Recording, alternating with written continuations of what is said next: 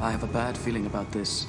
I've got a bad feeling about this. I got a bad feeling about this. I got a bad feeling about this. I have a bad feeling about this. I have a bad feeling about this. I've got a bad feeling about it. Hey. Quiet. What?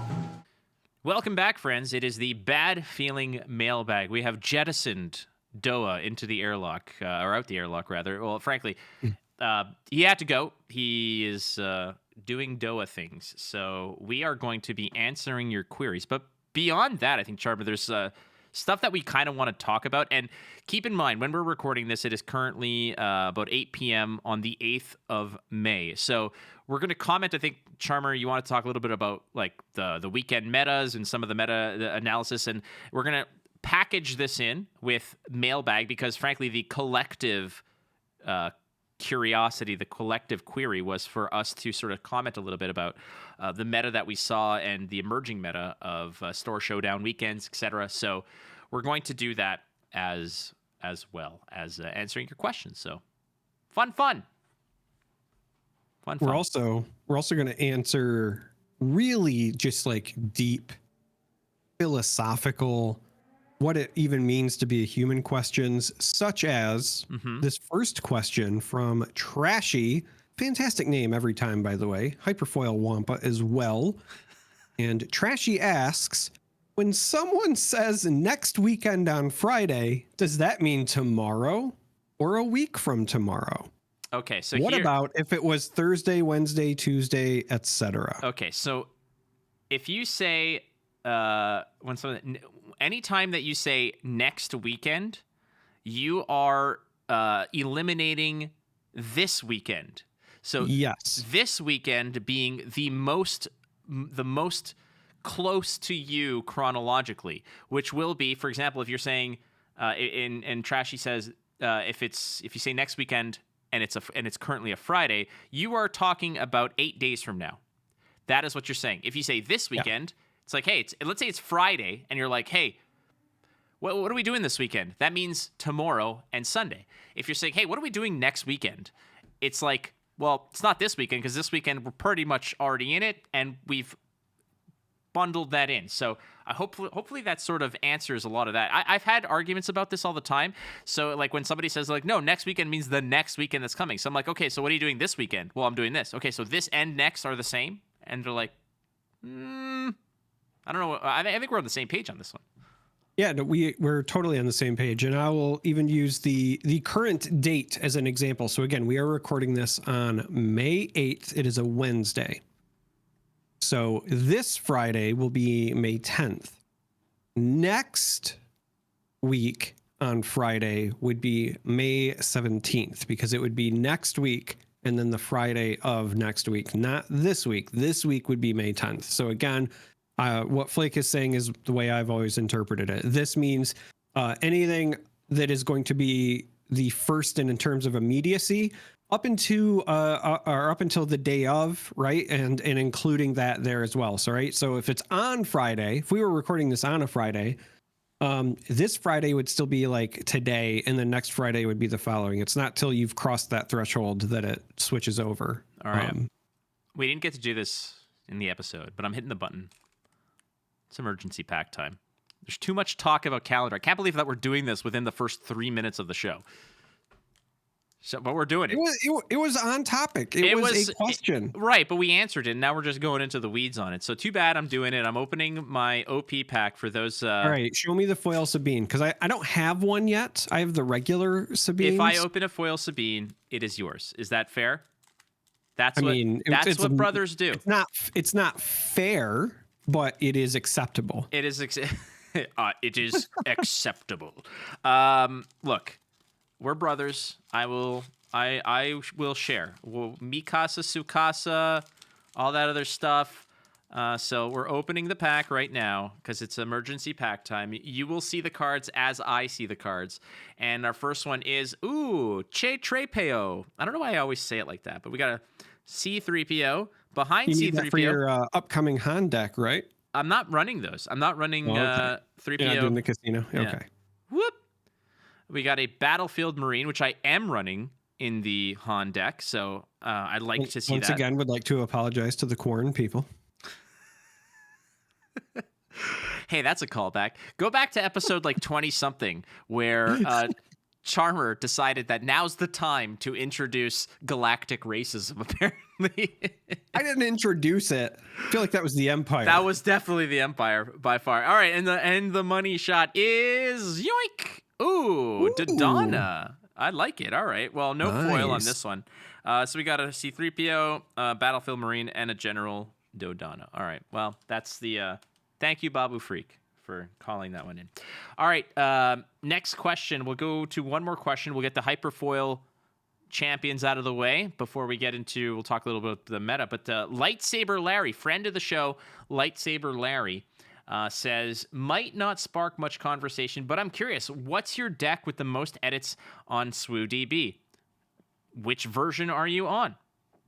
Don't have to tell us the spice, but wondering how many edits of your favorite deck or experimental deck. I will be very, very upfront about this. I don't think there's any mystery to this. I've tweeted it out. It's Palpatine. It's not just one deck. It's like 5, and they are constantly in flux. They're constantly getting retooled, re-edited, reimagined, and re-disappointing me. That's kind of where we're at. Yeah, I was a little unsure. Yeah, see, I thought for sure it was going to be Sabine, but then I was like, there's actually a couple of decks that I'm just constantly tooling around with. I have a Sabine list that's on version 9. I have a Sabine list that's on version 7. I think Sabine would win if you talk about collectively. However, I must note that I have just every Sabine list you can think of. I even have a blue one for when we revisit that challenge that we set out for each other. But like I've got cunning, I've got command, I've got an aggression. Even with command, I have an ECL version and a non-ECL version. So I think if you collectively take all those as just like one thing, that would be it. But the one that technically has the longest version history by itself is actually my green Iden control list. I was gonna say, it sounds like that's on version 12. It feels like Iden because I know that you were in the weeds on Iden early on. Yep. By the way, we got called out by one of our Wampa friends in the Discord channel saying, "Hey, I hope you guys have actually followed through and made your Sabine control lists that you wanted to compare." We were working on them until FFG decided to inundate us with a million new. I've had mine built since the day we threw down that gauntlet. Yeah. We get it. That one's only on version 3, mind you. So. Oh, well, you got work to do. I know. Wuss. All right. So let's talk a little bit real quick about that meta that we just saw this past weekend, the store championships. You did very well, from what I understand. I think you won the damn thing. I mean, technically I split in the finals, but I won a lightsaber. Yeah, I was gonna say I set out to win a lightsaber, and I won the lightsaber. Who went home with the trophy? Right. Who went home with the trophy? This guy. I won the lightsaber. So I was very successful. I was on Cunning Sabine for that particular event.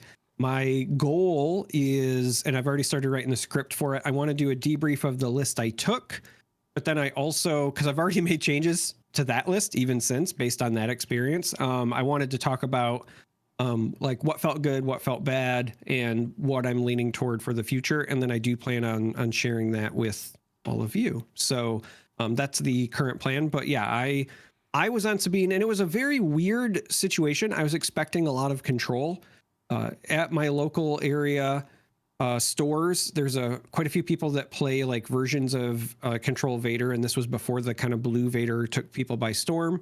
So I expected some of them to either convert to that or play their existing lists. And then at one of the places that I play, there's like 4 or 5 Iden players, and none of them either showed up or brought those lists. Instead, Energy Conversion Lab Sabine was the most popular deck in the room by a long shot. We only had one Boba player, one Boba Fett player. What? That's the surprising element. That was huge. I just feel like everyone felt, I don't know.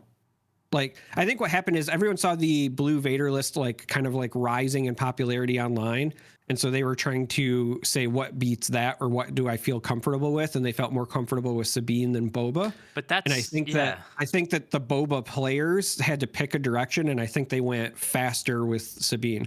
Now, that was great for me because on Cunning Sabine, I feel really good into the ECL Sabines. And that worked out very well for me. Obviously, I was able to win a bunch of the mirrors, and then I won against. I played against a red Leia, that was really interesting. I played against a red Palpatine. So overall, just my event was very weird, and it did not reflect what I saw watching the coverage of other events. Now, I was trying to chat and hang out in the Discord this weekend, so if you were there, thank you. You made it a wonderful time. But we did see quite a bit of diversity, I think, throughout the events. There was, the blue Vader that I expected, but there was quite a bit of Han, different variations. We saw, green Hans and blue Hans. Sabine still doing well, despite kind of being preyed upon by Boba Fett's. Overall, I keep coming back to, this is one of the most fun set ones of like any game I've ever played. And that was echoed in a different Discord. So when I play Flesh and Blood, Flake and I are in a Discord with a bunch of Flesh and Blood players, and even somebody in there commented the same thing. They said, a few months ago, I thought the meta was solved. I thought it was firmly Boba Fett, and that we were just waiting for set 2. And he's like, and I couldn't be any happier to be wrong. I have to say, I have been biting my tongue for weeks and weeks because I have been wanting to tag our boy Duo and be like, is it still solved? This was the number one criticism of this game about 4 to 6 weeks ago, was that the game is solved. It's solved. Boba Green is by far the best deck. It's going to be... And I was like, are you sure? Well, I didn't say anything. I absolutely didn't say anything. And I think a lot of it was because there was that top 8 where there was 8 Boba Greens. And it's like, okay, I get it. But that's because the Bobas were out there eating the Sabines, which was the solved quote-unquote meta the week before. And then we kind of we go from there. And ultimately, here we are, and there's this big revelation that Boba Green is a strong deck, but it's not, there's no alpha. There is no alpha in this game. And that's what I think a lot of people have come to realize. And I know people are probably yelling at their speakers right now saying, what are you talking about? My locals are always the same winners. It's always the same decks. It's always the same thing. Well, that's your locals. And that's the brilliance of a non-digital client, is that you're going to have these micro metas that are spread out regionally. And you might be mired in the same group of 30 players in your region that are playing the same things, and the same players are winning. But decks are changing. I was just about to say, I think that when we mentioned that particular event where there was like 8 Boba Fetts or whatever, I know it was a large event in terms of attendance, but I truly feel like part of the reason that ended up the way it did was because so many of those players were local, and they'd all kind of arrived at that same conclusion. I think that they were just on it's either Sabine or Boba, and Boba beats Sabine, so we bring it. And I think that that's why that ended up being the result. And now that it's a bit more out in the open, a bit more widespread, people are tinkering with different things, we're just seeing things really open up. And again, it's not even just leader diversity. It's like leader and aspect diversity. Like I said, multiple versions of Han, multiple versions of Vader. There's green Vader. There's blue Vader. We saw a blue Boba Fett at the event that Doa attended, right? And it did well. It did very well. And it did well. It went to the finals. So I really like that people are just finding out that you can do well if you just find something that like works with your play style, because all of it's pretty viable. You just got to navigate the turn sequencing and do all of that, right? It's a great time to play the game, and we're about to shake things up. Yeah, I mean, it's a great time to play the game. I'll be completely honest with you. I was having a blast. And if you want to hear about my tournament, I just did a 25-minute tournament review video where I go through all my games, all my decisions, or my major decisions and turning points of each game, and walk through a lot of the decision and logic behind it. So if you want to hear about my specific tournament, there's a more in-depth version. But if we're talking about the bigger meta, the bigger picture of it all here, it's that you're right. Things are constantly in flux. And now I was like, my Vader list is right here. It's right here, and it's ready to go for this weekend's back-to-back tournaments. And what do I have? right next to me, well, I have my stuff that I'm building for my Han list that I was trying to practice for the past 2 days, because that list has kind of taken the world by storm and is kind of throwing me off kilter here, because 2 days prior to that, I was on Boba Blue because that was the new hotness. So even from the span of the Saturday tournament to where we are today, which is a Wednesday, there has been 2 shifts in my mindset from Vader Blue to Boba Blue, and then Boba Blue to Han Green, and I am still at a loss, because now I'm thinking that's what I'm thinking about today. What am I thinking about tomorrow? And that's kind of where the meta's at right now. And this new Han list, holy Moses, like this thing is pretty rad, and I really want to commend people who are trying their own things. And you tried something with me today, and I'm not going to spoil it because I might try it this coming weekend. But you tried something, mind you, the time's passed. Like this is the Monday after. Your whole Ozzel your whole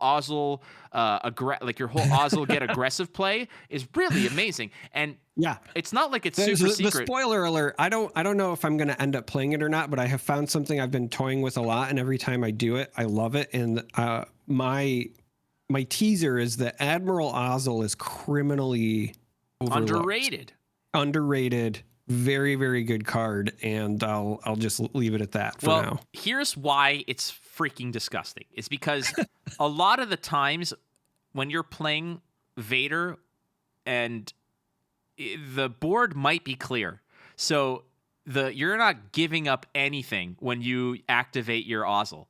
So you're just coming in with or you do the even more disgusting thing, which is it's like, hey, okay, I'm gonna Ozzel, no problem, but I'm gonna Palpatine and kill the damn thing that you were gonna ready anyways. So it doesn't matter. And then I'm gonna swing face for 6, and life sucks for you. Like that's kind of where we're at. And look, you have discussed to me in the past, and what I have learned is to the Charmer rule. For those who don't know, I'm a very unserious person in real life. I like to say life is too serious to take life seriously. And so, not that I'm incapable of being serious. I am, after all, an adult.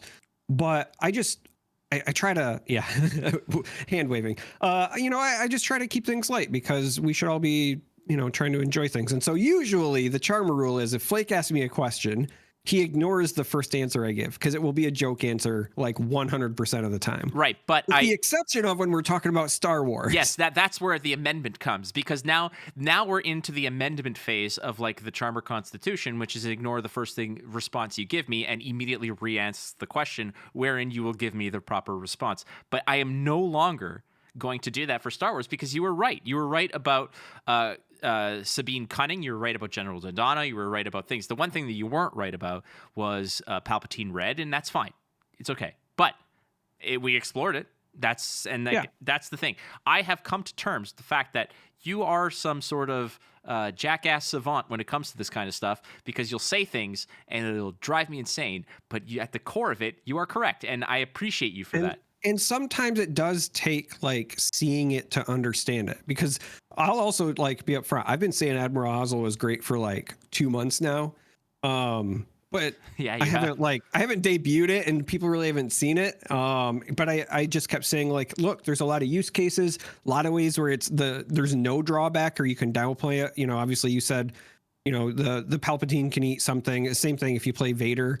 You do the ambush, you eat the thing. But the other interesting bit as well is like, even if you don't have initiative, or even if there's not a clean board or whatever, when your opponent takes their first action for the turn, if they're not immediately attacking, they're giving you a window to get free value with Ozzel, right? If they play a card as opposed to turning something sideways, then you get to just do the thing anyway. So it really also forces your opponent to play around uncomfortable like board states. And then the fact that, it's got all the right keywords. It's an Imperial, it's an official, it's all of those things. Like I keep saying it. If you're in anything red Imperial, you should be giving a long look to Admiral Ozzel, because there's a lot of potential value there.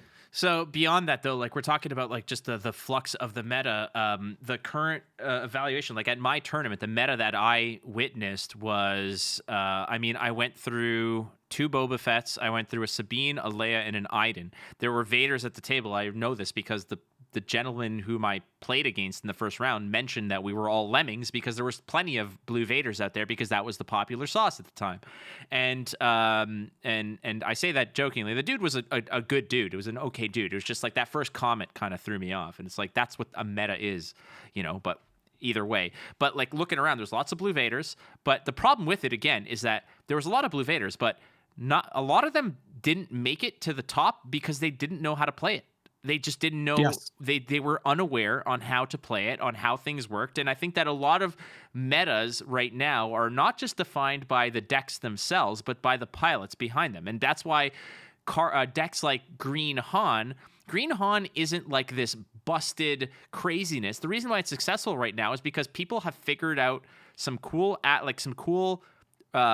really like mortgage the future plays of tap Han, play Han, go to 7 and Ewing, or go to 8 and home 1, repopulate the board, and you're having a good time. And like people have sort of figured that out. It's not a game breaking play. It's just much like Boba Fett has this brutal turn where on the 5 resource turn they're just crushing you because you do all this stuff, and then not only that, they'll clear your board to push damage, and then they'll put Boba Fett on the board, and you feel like a jackass. And then they'll fire spray the following turn, right? Exactly. Like, so it's Boba Fett is strong on 5 and 6 resources, and Han really takes off at like 6 and 7, meaning that on 6 you go to 7, do your thing, or on 7 you go to 8 and do your thing. But same idea. It's a deck that it's like you get.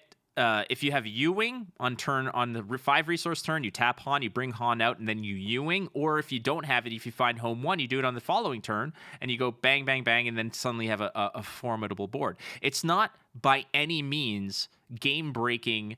A lot of decks have these explosive turns. Trust me, when I'm playing Vader, oh my God, like when I hit 7 resources, I'm just like, all right, time to turn it on, because he shows up and he is just a house. He just cleans up. And like every deck has that. It's just how people are kind of weaving these cards in place together to do some crazy and funky stuff. Like it's a really fun time to be playing this game right now. And I think that if we're going to like sort of wrap up a little comment on like tournament meta, it's that you cannot trust what you saw last week to be what you're going to see this week, not next week, this weekend. So like, that's kind of where we're at with this. And I really love that fact. Yeah, I love it too. We were joking at my event. We were like, okay, if Sabine was wildly the favorite there, what happens? Because mine was not a store showdown. Mine was the event for the lightsaber. My store showdown will actually be the day after my birthday, at the end of May.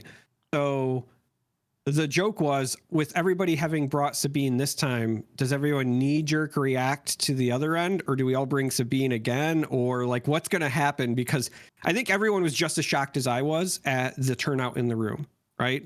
There was, like I said, one Boba, not many upper echelon control lists. It was just low to the ground, mean Sabine machines, and obviously that's something you can metagame for, right? If you knew going into that event that was what the spread was going to be, you could have taken something like a Green Iden and just felt like you had buys all day long. So we'll have to wait and see. But local meta absolutely dictates how things go. And I don't think this weekend clarified anything for anybody because it was kind of all over. Well, I would argue that it clarified something very, very well. It clarified that the meta is not something that is going to stagnate for long periods of time. Now, that is still true right now, and we're still about a month and a half to 2 months away from Shadows of the Galaxy, so that could all change 100%. But in the meantime, it's like, buckle up. Like, you have to like keep your arms inside the ride because you might lose them if you sort of get distracted or get a little bit reckless. I will sort of conclude on this last sort of pro tip. Like if the Discord was asking us to comment on the meta because they wanted advice, my advice is this: play what you're very comfortable with. Play what you know, because all those blue Vaders I'm talking about, the ones that were being complained about in round 1 of my store showdown, not a lot of them succeeded because I'm sure a lot of them were not completely attuned to how that deck operates. And I am privileged enough to have a friendship with Guy Cohen, and I spoke to him a lot, and he walked me through a lot of it. I got to ask him a lot of questions, but I also practiced my ass off. Like, I lost exactly 0 games to Sabine. I lost... I 2-0'd the first Boba Fett, I 2-0'd the Sabine, I 2-0'd the Leia, and those were supposed to be the decks that are supposed to scare me, like the aggressive list. You're welcome. You definitely had the reps against Sabine. Yes, well, between you and Doa, all I was doing was playing against Sabine, but that's what I wanted. I said, like, give me those reps, because these are the problematic things. And what you said that resonates so true was, and you give this advice all the time, is practice against players who are better than you. And when I'm practicing against a Sabine, I want to practice against a good Sabine, and that was you. And you guys beat me up a lot. I mean, eventually I turned the corner, and one of the last practice sessions I had was against Doa, and I don't think he took a game off me. He may have taken 1 out of like 3 best of 3s that we played, but I was just like, I'm in, baby. Like, I am locked in. I know what cards are supposed to delete what cards. I know what I'm supposed to hold on to. I know what I'm supposed to be patient about, and I know exactly what to do. And I did it, and I executed, and I was there, and it was good. And I almost won the damn thing I was almost top seed, because the top seed, the undefeated dude, Zuhair, he told me, he's like, you were my only loss, and I was 1 turn away from losing that entire match. I squeaked it out on that last turn. And that's because of practice. That's because of practice. All right, let's get back to the mailbag, Charmer. Pick one up, baby. So we've got the 2 hyperfoils out of the way. Let's go to our foil Wampa. Yeah, so this one comes from Tauntaun Jockey. Again, fantastic name. All of our Discord members just have great names. They're great, yes. They're just fantastic. So, after playing for a bit now and attempting to build decks that may have not been seen often, what do you feel is the area of the game to exploit loopholes in the game or create advantages? Is it playing multiple units? Is it 2-for-1 effects, deck manipulation, breaking the 1 action at a time concept with cards like Rebel Assault or fleet lieutenants, etc., or is it something else? And I think this is a great question, honestly. This is an exceptional question, because a lot of these things are exactly what you want to be angling your turns to be. Like, if you're doing one thing on your turn, you're just keeping pace. That's all you're doing. But if you can do multiple things at a time, this is why Leia scared me more than Sabine, is because you could use a Leia turn to, like, as Blue Vader, Leia would come in and be like I would be presented with a situation where if I didn't have initiative, I'm like, okay, there's 2 things on the board. Whichever attacks first, I'm killing the other one and mitigating that damage. But Leia comes in, it's like, nope, you and you on delay. And it's like, okay, well, now the value of my removal is so much less because the damage has already been done. So that is one of the approaches. I'm very much a somebody who says that 2-for-1 effects are always exceptional. Those are always what I want to be angling for, but I'm a control player, so that's what I want. If I can establish presence and remove yours, that's what I'm looking at.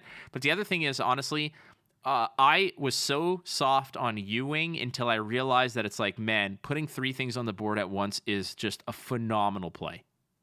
Yeah, so I'm very glad that you use that as an example, because I was also going to use something similar when I talked about like Darth Vader and why he's such an expensive legendary. A lot of times in card games, we as veteran players get kind of hung up on this idea of like 2-for-1s are like good for the player who got the other person to spend 2, right? And I've actually noticed a bit in this game's infancy that some people are actually like afraid to commit to the 2-for-1. Like if somebody plays a big unit or they deploy their Boba Fett or whatever, it might take 2 or 3 cards to get rid of it, but like sometimes you just have to do that. Like the alternative, just because it feels bad or you're told, hey, that's, not normally a good thing. The alternative is it stays out there, and that's probably worse for you. So one, I would say don't shy away from, 2-for-1s or even 3-for-1s. But if you're looking for the ways to get the advantage, it's not just with cards. The thing that has stood out to me the most with this game, and Leia's part of this concept as well, is the action economy itself. So the reason that U-Wing is so good isn't just that it makes 3 units, but it's also because in most cases, it's going to take more than one action to deal with this. You take one action to deploy them, and they're going to have to spend more than one action to get rid of them. And they might do it with one card if it's a big board wipe or something. But other than that, it's also likely going to be like 2-for-1s in terms of card advantage. But the actions are really where it's at, right? If somebody plays a Vader and then they also jam 2 units on the board, it's really unlikely that they are going to be able to clean all that up in one go. Leia allows you to do multiple actions at one time, so you're making your opponent fall back in terms of like planned actions, like you were saying when you're planning out your turn. The back and forth nature of this game, and also just throwing this out here, I'm not saying that you never run out of cards, but the fact that we draw 2 cards a turn and just the pace of the game, it's very rare that I find myself with no cards anyway. So you almost always have something to do. It really just comes down to what are the things I need to do and how many actions is it going to take to get there? How many opportunities will my opponent have to disrupt my actions, right? A lot of that is, I think, where I'm finding the advantage when I'm getting more and more reps. It's really a very, like, if you know your sequencing, and when you and I play test, it's the same thing. I'll do something and I'll immediately be like, oh, I did that wrong, right? Because I'm realizing like this was the sequence I should have taken as opposed to a different one or whatever. And it's because I've been trying to pay so much attention to that. I really think that the action economy is a big deal with this game. Look, when I'm holding a takedown, sometimes it's got a fist bump with like an open fire or a make an opening. Like that's just the reality of it. If I see a Boba Fett on the board, like the leader, I'm just like, you are just going to have to, you're going to take 2 cards to get rid of. But like, what's the alternative? The alternative is exactly what you said. You keep a major terrifying threat on the board and you don't deal with it. If you're looking for ideal circumstances, well, I'm sorry. The card games are not there to be ideal for you. Otherwise, you just play by yourself, like that's the thing. I put a tweet out I think it was yesterday. I was like, oh, I didn't know that my opponent's objective is also to win the game. No wonder they're playing cards I don't like. Like that's the reality of it. Like it's like it's just how it goes. All right, let's go to the next one. This is another foil Wampa. It is T-Bird ASDF asking if you could delete one main deck card from Spark of Rebellion for personal reasons, what would it be? For example, I would delete Spec Force Soldier because I'm so tired of it always being played. The action, I play a Sentinel. Sorry. Yeah, like imagine there was a card. It's like search your opponent's deck and remove a card. Like what would it be? Like if I could Spark of Rebellion, just delete a card from ever seeing play. That's a tough one, man. Like I want to say it's Vader. But Vader has honestly not given me as much problems because every time I've encountered Vader, it's been Vader into my Vader, which doesn't kill it, and then I send Vader to face and kill their Vader with the shrapnel, right? Like, so it's never been problematic. I've got to say, and I'm guilty of playing this, it's probably like, it might be Vigilance, it might be Restock, or it might be the Bounty Hunter crew. It's like that loop of sadness. It's got to be something like that. I want to preface by saying I know that my choice is important for the state of the game, right? Like I recognize that it serves a healthy purpose, but just in terms of like cards, when I am making decisions that cause me to spend the most time thinking of the ramifications, or for lack of a better term, the cards that make me lose the most sleep at night. Overwhelming Barrage. Oh yeah, that's a good one. Not only is it just really effective and pretty one-sided for the player who plays it, but on the other side, if you are trying to play around it, it can cause you a bit of a mental headache because you have to not just consider do they have it, but you have to consider how are they going to potentially split the damage, right? So you might have to make a decision between, do I like take an action to attack with this unit knowing it's going to die, or do I instead play another unit to maybe make them spread the health out differently? How do I, navigate how they're going to spread out the damage, and then also plan for that attack afterwards, right? Because most often the play with Overwhelming Barrage is they play it on a unit, they kill some stuff, and then they attack with the unit that they buffed, and that likely kills whatever is left. So you kind of have to make a really complicated series of decisions as if you were your opponent And I just, I get it. It's a great card and it serves a purpose in the meta, but I hate playing against it when I'm trying to consider like what my opponent could do. And then sometimes I don't even do the thing you expect, right? And then you're like, oh, I would have done it differently had I known he was going to nuke one unit instead of my two smaller or whatever. So it's the beauty of the game. Card. It's the beauty of the game. Yep. All right, let's go to the next one. This one actually is interesting. This one came in as a DM through Patreon. It's one of our Patreon supporters. Yeah, this question comes from Jasper.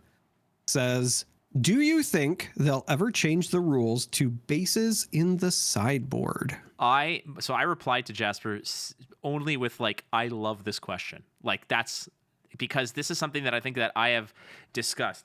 So I don't think they'll ever do that. That is the number one, like the short answer is I don't think they ever would. But like the Mythbusters, when something is busted, what they often do is say like, okay, how can we make it happen? Like what's the ridiculousness that we can do to actually make it happen? So in my opinion, if that were a case, I would think that if you did have a base as a sideboard, it would take up 5 sideboard slots. I could maybe see that. Or something like that. So first of all, let me just say I'm of the opinion I hope they never do, mostly because part of what makes deck building interesting right now is that conscious decision of do I take the 30 health or not, right? And the moment that you're like, oh, this is aggro, I'll give this up, or hey, this is against control, so I can go with, the base with extra value because by the time, it matters, I'll be dead anyway, that sort of thing. And then we have to factor in future bases, right? Again, we're only one set deep, so there could be a lot of potential base choices. And the last thing that I want is that you just like always have the right base for the right time, because it's such an integral piece of the game. You can't change leaders, right? And I think part of the reason you can't change leaders is because they are a permanent game piece, right? They're always on the board. Bases are the other card that is like that. They're the only other card in the game that they're there for the entirety. So I like that you kind of have to lock them in. If they were ever to introduce it, limiting your sideboard, I think makes sense. Or you might have to, man, I don't even know how to approach it, right? Like there's so many ways that you could approach it, but like none of them are intuitive. That's my other problem, right? Like you could say like, maybe you start with some damage on your base. Now you can heal back up to full, right? But like maybe you start with 3 damage on your base if you go from a 25 to a 30. All sorts of weird things you could do like that. The problem is that none of that is like super intuitive unless it's like text on the card. So I would almost rather them, instead of saying like you can put bases in the sideboard, I'd rather them just print a new base that's like a 30 health base that says I can start in your sideboard, and like when I come into play you put 3 damage on me, so you start at 27 instead of 30, but you can heal up to 30 if you need or whatever, right? I think that's a more interesting way to approach it from a design perspective, because you want things to be intuitive, so you want the text to be there. You don't want like some weird reminder or rule. So I don't know. I don't think it's going to happen. I mean, that's the short answer. I don't think it's going to happen either, but yeah. Next one is from our good friend Jordan. Jordan also does some very good content for card games. Has I think he's still doing a Lorcana podcast called Quest for 20, as well as the Possum Papers, which is just a blog that he has some very, very great, insightful musings about cards and card culture. Jordan asking, how do you balance your playtesting time? Do you come into a session with particular goals, or do you see how things naturally go? How many things do you tinker with during an individual session? I want to get a bit more organized with my testing time, and I'm looking for tips. I'll say this. I think that what the biggest help that I have ever had when it comes to testing is having a testing partner, somebody who is going to be your target dummy and do basically what you ask them to do. So I know that, for example, we talked about it earlier. When I was refining my Vader play, I was like, play Sabine into me. Like, and they asked, and like to your credit, Charmer, or to Doa's credit, it's like, what do you want me to play into you? And I said, play your best deck, which is Sabine. Play your best Sabine. And that made me a better player. So I think that when it comes to testing, the way I approach it is I try to tackle significant problems with a testing partner being like, I need to get better at my Sabine matchups. So let's just today for the next hour or two, I want to do just Sabine, and we'll tackle that.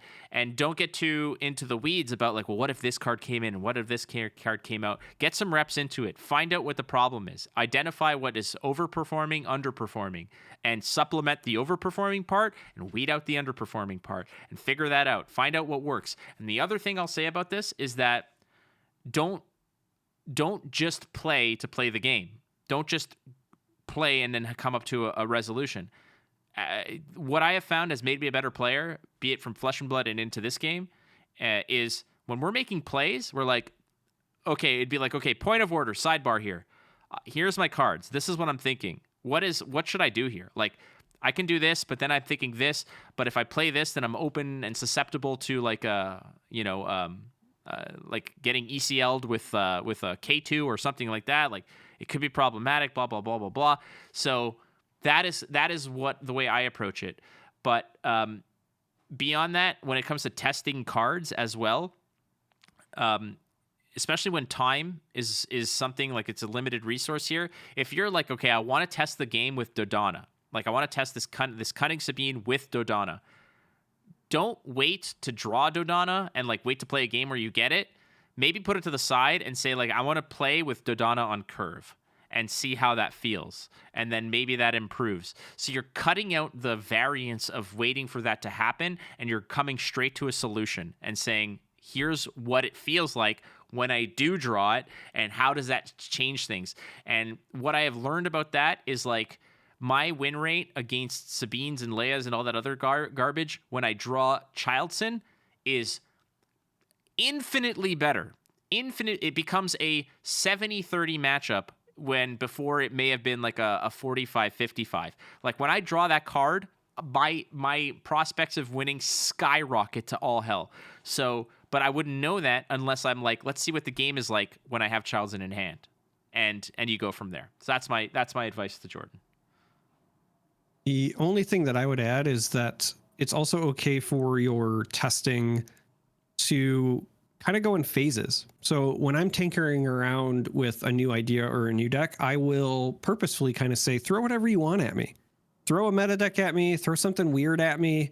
I just kind of want to see how it feels, because you can learn a lot about your deck just by kind of going through the motion of playing through your draws and understanding like, whoops, I've had 2 turns in a row where I had no good plays, or my plays would have been conditional or clunky, that sort of thing. And then once you kind of get through the meat and potatoes, then you can start saying like, okay, everything seems to be going in the direction I want, but I think this is my weakness. So start throwing that at me. And then you do the targeted stuff. You don't have to go in with like a razor sharp plan right from the get go. It is okay to just be like, you know what? I just have this thing I want to try. So throw whatever at me, and then we'll go from there. Beauty. Hey, last one. What do we got? All right, our last one this week comes from Tax DK. Says, besides the main 4 aspect specific legendaries, what cards do you feel are worth paying the out of aspect cost for? This is very timely because we were just talking about this. Yes. Okay. So this is phenomenal because if you asked me maybe a month ago, I would have said probably none. I would have said maybe there's one card that you might want to do it. And then as the game progresses, as things mature, as people realize the strength of certain cards, there's one glaring, amazing answer here. And I pay double tax for it, and it's Spark of Rebellion. Spark of Rebellion is a card that I, as a Vader player, pay 6 for. Because when that card is relevant, it changes games, because when you look at their hand, you're getting information, and you're also weeding out that 1 silver bullet that they may be holding. And the other card I would think of is I've seen Bounty Hunter Cruise in decks that people want to pay 8 for, and I think that that's okay. But my home run grand slam answer here is Spark of Rebellion. I agree with you. I think Sparkle Rebellion is very much the easy answer, 100%. There are a couple of honorable mentions that I would like to throw in that I think people might need to start taking a better look at, or stronger considerations for that maybe they hadn't in the past. For example, if you're playing Villainy but not Vigilance, 5 for Power of the Dark Side is still pretty good when it does what you want it to do. So very specifically, Power of the Dark Side is at its best, in my opinion, when it's taking out a leader, right? Empty board, they deploy their leader. You play Power of the Dark Side, bye-bye leader.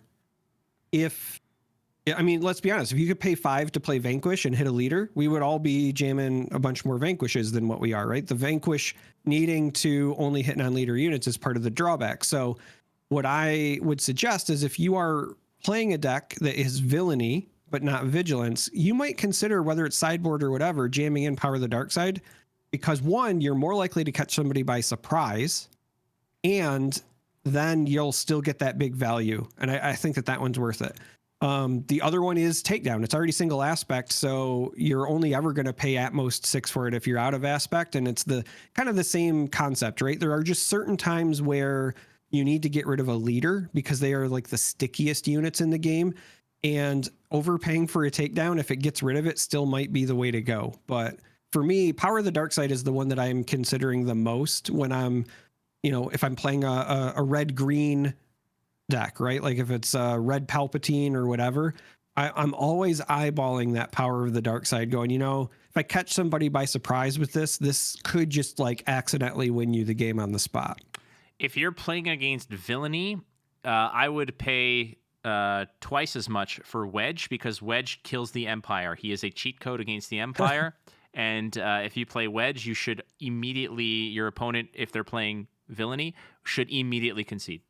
That's just factual. That's history, by the way. So that's not true. Don't do that. God, no. I'm going to get an email or a message from somebody like, I played Wedge in my Villainy deck and I lost. I'd be like, sorry, dude. Also, just throwing this out there for you cunning players, especially like you Boba players, just remember Bamboozle is a thing. And you can just discard instead of paying the cost regardless of the tax. So that is true. That is absolutely true. All right. Charmer, I think that was a successful mailbag episode. I mean, it feels like it. It feels like we got a lot done. Certainly had some great questions, but we can't take credit for that. That came from you, the listeners, the viewers. Yes. Again, the Wampas. Priority going to our Patreon supporters, our Hyperfoils, our Hyperspace, our foils, and our standard Wampas. So thank you very much for that. We got some questions coming in all the time. But again, the best place to ask us questions is always going to be in our Discord. So jump on in to our Discord channel. There's Charmer's last count said almost 350 people that are in there talking nonstop about Star Wars, about life, love, and everything in between. So we're having a good time in there. Join us, please. And it's a good time to also let you know that, hey, we've got Ice Cave Radio merchandise. We've got shirts, hats, hoodies, $20 t-shirts, $39 hoodies. We've got $20 caps and beanies and stuff like that. So shipping in the US, I think, is about $5. I mean, you can't go wrong. You cannot go wrong. So go to berrygoodembroidery.com/ice-cave-radio. Go check them out. Link's going to be in the description of this video. Finally, I do want to do a little bit more business, which is we are on the mission to get to 1,000 subscribers here on the YouTube channel. So if you haven't already, please, we do invite you to subscribe to the channel. It costs you nothing, and it means a lot to us. That milestone is incredibly significant for us, so we really want to encourage you to go do that. Hell yeah. I just realized we don't have Doa here, and we normally ask him to spout close a Star Wars line as our closer. Yeah. So what do we do? And like, you close Ice Cave Radio proper. Doa closes the mailbag. I open the show, so it's not me. So you got to pick up the slack here. I mean, I was just saying that we have to come up with a closer, and between you and me, I have a bad feeling about this. I hate you so much. Friends, That's it. I don't even know how to end this. Just roll the tape, roll the clips. We're done. Everything's perfectly all right now. We're fine. We're all fine here now. Thank you. How are you?